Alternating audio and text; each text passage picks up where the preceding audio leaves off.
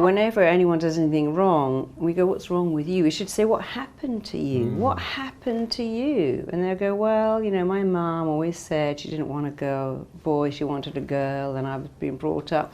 I'll give you an example. I had a city trader as a client who really had problems trading. And his boss said, you know, he's the best trader, but he's so nervous. And when I worked with him, he was saying that when he was a kid, his parents had 2 girls and then him. And he would smash his Tonka toys and they go, what's wrong with you? Look at your sisters just combing their doll's hair and they're so good, and why are you so aggressive? And a 4-year-old can't go, well, because I have something called testosterone, right, and they don't. And I'm designed to run and jump and hunt and fish, and I got to learn what to do with aggression. Smashing my cars together is good for me. He didn't. A 4-year-old doesn't have anything because they live in the world of they just live in a world of feeling, not logic. And he said, I never realized, I spent my whole life thinking something's wrong with me, because my parents would say everything conversation, what's wrong with you? Look how neat you says they don't get peas on the floor when they eat. And he said, I heard it every day until I formed a belief something's wrong with me. He didn't date women because he thought, well, I should be like one, but I want to be like a man. And that session totally turned him around. He said it was like someone had sprayed him with pheromones because he went out that night and women were attaching themselves to him like a magnet. But he just got rid of the feeling of something's wrong with me. Because most people do walk around going, something's wrong with me, I'm just majorly messed up. And you can't heal. And no one understands me, no one gets me. And I don't understand me. And if I don't understand me, how can you? And why should I even be here? Yeah, because you can't heal what you can't understand. And so all the treating the symptom is like putting a Band-Aid on an infection. It doesn't, when you understand it, you can totally change your perception of what it is, because events actually don't affect you, but the meaning you attach to them does. The story we tell ourselves about the story. And that's, I love that, because when I just got all my Stevie Awards, it's like, oh, I feel like I've got an Oscar. And that's good, because I take client stories and I give them a happy ending. Always give them a happy ending. But then you have to understand a bit more of psychology, because humans are hardwired to recreate what they know. We like what's familiar, even if it's very bad. If I've never had money and I win the lottery, I'm going to get rid of it. Or if I've never had love and you love me, I'm going to reject you because it's so unfamiliar. If I've had a dad who calls me an idiot and worthless, guess what kind of guy I like? That's it. Because when I meet them, I go, oh, I feel like I've known this guy my whole life. We just clicked. And they think, oh my God, it's because he's my dad. But now I've been sleeping with him for 6 months. I don't know what to do with that now. Because we are wired to like what is familiar and to resist what's unfamiliar. And that's what kept us alive. When we lived in walled cities, we didn't go, I'm a bit bored with this group. I think I'll go outside the walled city and find another tribe, because they might have killed you. So we have this wiring that says, run towards what's familiar and run away from what's unfamiliar. But the very good news is you can make anything familiar. And the most important thing to make familiar is praising yourself. That's, if you could just do that, that in itself would change your entire life. How do you praise yourself? Well, you get up in the morning and go, I'm a good person. I have a skill. I have a talent. I have something to offer the world. I'm here for a reason. You look in the mirror and go, oh, there you are. You're a good person. You've got a good heart. You know, the most important way to answer that question is this. What did you always want your dad to tell you, even if you never had a dad? If you had a dad, a good dad, what would he have said? What would your mum have said? What would a nice teacher have said to you? And it would be something like this. I'm proud of you. You're a good son. I'm so glad I'm your dad. How lucky I got to have you. And a teacher would say, you're such a smart kid. What a joy it is to teach you because you're smart. And we all want to hear the same stuff. I love you. I'm proud of you. You're interesting. You're a great company. Nobody needs to hear I'm the best dentist in Beverly Hills, because that doesn't work. It's emotions. And many of my clients, their mother might be dead, but they're still trying to get her to approve of them. Dad's living in another country, but they're still working to make him like them. And you know, the most important thing is you like you. So whatever you wanted to hear, say it to yourself, because your mind doesn't even know that it's coming. And also it doesn't care. Your mind doesn't care if what you tell it is right or wrong, or true or false, or even if it's good or bad, it lets it in like chapstick on your lips. Your lips don't go, is this organic, fair trade? Just lets it in. It needs a bit of nourishment. And we need some nourishment, and words are very nourishing. And there is actually nothing on the planet that will raise your self-esteem like praise. But self-praise is better, because if I said to you, oh, I just adore you, you're amazing. By the way, you know, can you do this and this and this? I've manipulated you. But if I say it to myself, my mind knows there's no manipulation, and the mind likes repetition. And when you say it every day, your mind kind of goes, oh yeah, here you go again with that praise. You say it every day, must be true, and now it sinks in. The problem is if you criticize yourself every day, it says the same thing. That sinks in as well, and that hurts you. It's interesting because, you know, the big talents that commit suicide or die, you know, who's the comedian? Robin Williams. Yeah, Robin Williams, Amy Winehouse, all these individuals who had the world praising them, but they weren't able to praise themselves. Yeah, they don't let it in. Yeah, it doesn't matter if everyone else acknowledges you. Yeah. It does matter, but you have to be willing to acknowledge yourself as well, right? And the familiar, unfamiliar, if praise is unfamiliar but criticism is familiar, and you say to someone like Robin Williams, oh my God, that last show was funny, he goes, didn't you notice? I've left out the best. I fluffed a word. It wasn't as good as the one before. So if you're not used to praise, you'll reject it. And if you're used to criticism, you'll add it in. Because we do what's familiar. So if we say to someone, I love your book, they go, oh, actually, it's not that good. The other one is much. I love your top. Oh, I got it in a car boot sale. It's 5 years. I've got a hole in it. So if we haven't got praise, we actually reject it. And you just have to say to yourself, I'm going to make this familiar. I'm going to praise myself every day. It might feel weird, but I'll keep doing it. It's a bit like running. You know, running isn't familiar, especially around Beverly Hills. But if you put your shoes on and go for a run on concrete, eventually it becomes familiar, and then you like it. I mean, sticking a lens in your eye, that's the weirdest thing. Very unfamiliar. The first few times, like, oh my God, I'm carrying in my eye like that. And then after a while, you can do it almost without thinking, because you get used to it. You can make anything familiar or unfamiliar. And my advice to everyone is look at your bad habits and make them unfamiliar. And look at what you want, especially praise, and make it familiar, more so because if you've got a startup or you're working for yourself, the days of a boss going, well done, good job, pat on the back are over. And you have a praise muscle, and no one's going to build it up except for you. But if you build it up, it makes you bulletproof. Yeah, it's fascinating. I'm so glad you're talking about this, because we have a similar philosophy, and a lot of people that come to me are afraid of certain things. And at an early age, I was afraid of a lot of things. I was afraid to talk to girls. As a 12-year-old, I was afraid of speaking in public. I was afraid of dancing. I was afraid of all these things, right? And I got so sick and tired of being afraid that I just said, I'm going to give myself a challenge every day. You know, when I was afraid of girls, I was like, every time I see a girl that gives me butterflies, I'm going to go up to them and start a conversation. And it's terrifying. And I'm sweating and I'm stumbling over my words. And people rejected me the first few times, but I just kept doing it until a girl said, hi, nice to see you.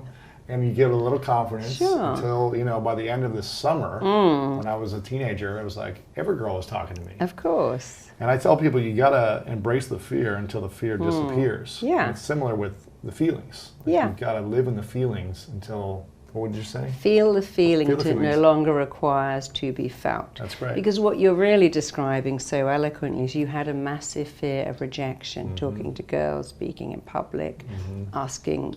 feeling enough. Yeah, someone asking to employ you or pay you. So we have a great fear of rejection, which is not surprising, because when we're born, we have two drivers: find connection, avoid rejection. After all, if a mother rejects a child, if a lion rejects the cub, it's not going to be adopted, it will die. Or it just starves to death. And so we know innately that our survival on the planet is linked to not being rejected. And not that long ago, you would have died from rejection. You know, in 1,000 years ago, when they banished you outside the walls of the city, or you marooned a difficult sailor, or you cast someone out of the community, you pretty much died. There was nothing out there but purgatory. So we have a wiring that says rejection will kill me. And that's why you had the fear. But when you can dialogue with the girls, you go, look, no, it feels like it will kill me. It can't kill me, because no girl can reject me unless I give her my permission. Right, give them my power. You can't reject me unless I agree with everything. I don't like you because you got short hair. I don't like your shirt. I don't like you because you're white, not white, tall, short, glasses, not. But when you say you can't reject me, I can't be rejected, because the only person you can reject me is me. You can talk to girls realizing even if they say, no, you're not my type, I'm with someone, no thanks, or even, ooh, not no, they can only reject you if you let that in. And we look at someone like James Corden, who's certainly not gorgeous, but women love him because he's funny. So funny. So funny. Love and that guy. you know, we like warm people. You know, the packaging is all very nice. But a lot of people have a great packaging, a great wrapper, and but they're unhappy. And so our greatest fear is to be rejected. But the truth is, in 2018, you could live in this apartment, have Amazon deliver your groceries, never see a soul, and you probably live until you're 106. Yeah. Wouldn't advise it, but we don't die of rejection anymore, but we still feel like we will. And all schools should be teaching kids you cannot be rejected. You can ask for a pay rise, you can ask for crowdfunding, you can go to someone and go, here's my idea, you can write a book, speak in public. Because I work with a lot of actors who say, I'm so scared of rejection. I'm like, well, how are you going to be an actor then? Because you're supposed to be rejected so all the time. You and I write books. For everyone who loves it, there's going to be the odd person who goes, I hate this book and I hate that writer too. But we don't let it in. We have to laugh about it. When you give a YouTube talk, I mean, one of my talks got like 3 million views, and there's a few in there going, I hate her, stuck-up English snob. But they don't know me, because that's not me at all. But I don't go, oh my God, I can never write another book. I'm okay because I don't let it in, because the only opinion that matters is my opinion. I know I'm not a stuck-up English snob, so that can't hurt me. Because if it did, I wouldn't be sharing it with you. Right, yeah. So if everyone's giving you negative feedback or critical feedback on who you are, your performance, your work, how does someone not let it affect them? How does someone say, okay, That's such a great question. So if someone just comes in and goes, I hate that shirt, or that colour is so not you, or you should never have cut your hair, or whoa, you've got a bit heavy, you just go, thanks for sharing that. Just a really simple thing which says, thank you for sharing your opinion, which I can choose to not let in. You don't have to do anything else. Right. When the minute you go, well, your shirt's pretty awful, or look at your hair, or calling me heavy, you look anorexic, you've let it in. And now you're trying to retaliate. And it's like a game of tennis. If you put down your racket and walk off the court, you can't volley. So the first thing to say is, thanks for sharing that. Yeah. And it's very good for the little barbs we get from people, family, friends, sisters, cousins, exes. Right. If someone is really mean and says, you know, I listened to your talk on YouTube, oh my God, you stank up the place, I was embarrassed for you, then you go back and you say, I missed that. Could you repeat that for me, slowly? They will usually not bother, because they know that in you asking them to repeat it slowly, you're going to call them out on it. And they usually go, oh, me and my big mouth, I'm just having a bad, I didn't actually really watch it anyway, just ignore me. And if they do, you must not go after them and go, no, I want you to repeat it right now, say it to my face. Don't do that, because a bit like a lion who bares the teeth, they're saying, back off and I don't want to attack you. When a lion bares its teeth, you don't go up to it, you walk away. It gives you a chance to retract. So saying, could you repeat that slowly, is giving the person a chance to retract. They almost always do, but occasionally they'll come back and go, no, I just said you're so wooden as a speaker, it's an insult to wood. And then you have your third reaction, which is, oh, are you trying to make me feel bad about myself? Amazing. They usually go, no, me? No, I thought I should tell you how bad you are, because you need to get help, or never speak in public again, or I mean, I had a nanny once who was so awful, I had to say to her, darling, you're wonderful, but you're not meant to be a nanny. And I didn't criticize her, I just advised her to go and do something else. And we're still friends. So sometimes people think that the criticism and the barbs and the humor are a good way to give you a message. So when you say you're trying to hurt my feelings, they often say no.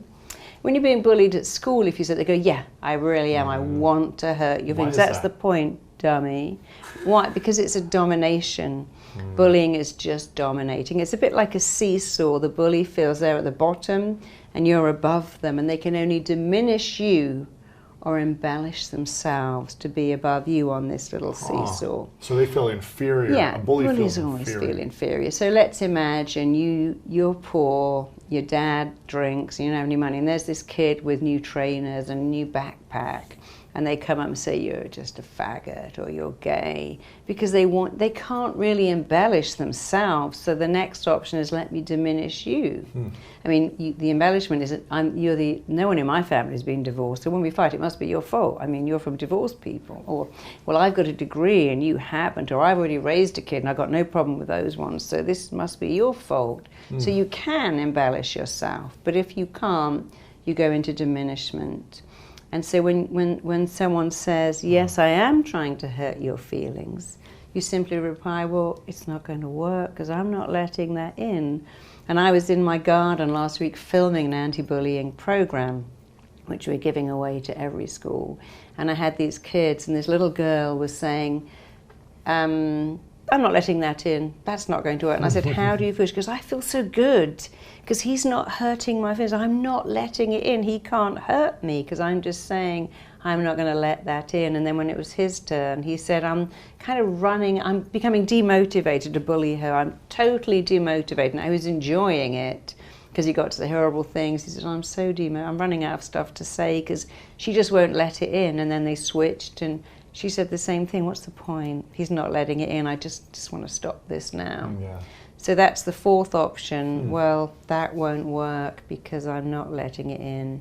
And the fifth stage is to say, particularly with adults, like if you have a bullying co-worker, do you know, since we're sharing here, you do know, don't you, that people who are critical have so much criticism reserved for themselves. They actively dislike themselves, and you're actually showing me and the entire office that you really don't like yourself. By critiquing me. Yeah, by critiquing, you're just showing me. Yeah. Yeah, critical people always have criticism reserved for themselves. They are full of self-criticism, but they reflect it out. And superior people and happy people always praise, and people who feel inadequate always criticize, because criticize withers you and praise builds you up. And if you can use those 5 techniques, thanks for sharing, could you repeat that? Are you trying to hurt my feelings? Won't work, I'm not letting it in. Since we're sharing, did you know what is running your critical behavior? You don't let it in, and being able to not let in criticism, that too will change your life. It makes you bulletproof. You can't stop people being mean and having a horrible day, and we now have trolling, which is becoming an epidemic, so it's actually worse. Our kids used to get bullied at school and go home to a sanctuary. Now they're bullied online. Now everywhere. they're bullied online, on the phone, and it never ends, and they feel really attacked. And see, when you find trolls, they're usually really miserable and unhappy, but they love the power because they have no power. They live on their own or with their mum. They have no life. I mean, we had a terrible situation in England where somebody was trolling this person whose child had been kidnapped, and when they exposed her, she killed herself. Oh, man. Which was a terrible thing for her, but obviously her sense of shame that she was outed and to kill herself, but she must have felt terrible. I felt so sorry for her. But she was very vicious in her trolling, but that's a really unhappy person. She needed a lot of help. But when you can teach people to come back from criticism without fighting or going, well, I hate you too, or you're horrible, shut up, or crying, when you can just teach them, look, I'm not letting it. It's like if I try to give you a gift, you go, no, I don't need that gift. I'm holding the gift. I can't give you something if you don't take it. Right. I can't serve papers on you unless you accept them. I can't serve a volley to you unless you volley it back. So when you learn that people can try and give you anything, but if you don't accept it, you haven't let it in. And if you don't let it in, it can't hurt you. This is It fascinating. just hurts the person who's left holding it. If you want to learn more about how to master your mind, check out this next video right here. So when people begin to disengage and get beyond themselves, you are at your absolute best when you get beyond yourself. Now, getting the person to that point. How does someone get to that point? Yeah, so we teach them that formula.